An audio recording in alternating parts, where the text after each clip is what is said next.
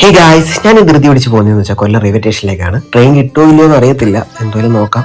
Train അങ്ങനെ late ആയിട്ടാണ് കാണിച്ചത്. എന്തായാലും അവന്മാർ കറക്റ്റ് സമയത്ത് നമ്മളെ അവിടെ എത്തിച്ചു. അങ്ങനെ അവന്മാരും പോയി. അങ്ങനെ ഞങ്ങൾ സ്റ്റേഷനിലേക്ക് എത്തി ട്രെയിനെ വെയിറ്റ് ചെയ്തിരിക്കുകയാണ്. ഇപ്പം ട്രെയിൻ നല്ല ലേറ്റ് ആയിട്ടുണ്ട്. എന്തായാലും ട്രെയിൻ വന്ന് നമ്മൾ അതിനകത്ത് കയറി. രണ്ട് കൊച്ചുങ്ങളോടെ നടുവൊക്കെ കൂടുന്നുണ്ടായിരുന്നു. നമ്മൾ കുറച്ച് കഴിഞ്ഞപ്പോൾ നമ്മൾ ഫുഡ് കൊണ്ടുപോയിട്ടുണ്ടായിരുന്നു. ഫുഡൊക്കെ എടുത്തു. പൊതിച്ചോറാണ്. വൈകുന്നേരം ആയപ്പോൾ ചിപ്സൊക്കെ എടുത്ത് കഴിച്ചു. നമ്മുടെ യാത്രയും കൂടെ പൊയ്ക്കൊണ്ടിരുന്നു. രാത്രിയായപ്പം വിശന്നു. അങ്ങനെ നമ്മൾ ചപ്പാത്തിയൊക്കെ എടുത്ത് കഴിച്ചു. ബാംഗ്ലൂരെത്തിയപ്പോൾ നമ്മുടെ അപ്പുറത്തിരുന്ന ബയ്യയും ഫാമിലിയൊക്കെ ഇങ്ങനെ ഇറങ്ങിപ്പോയി.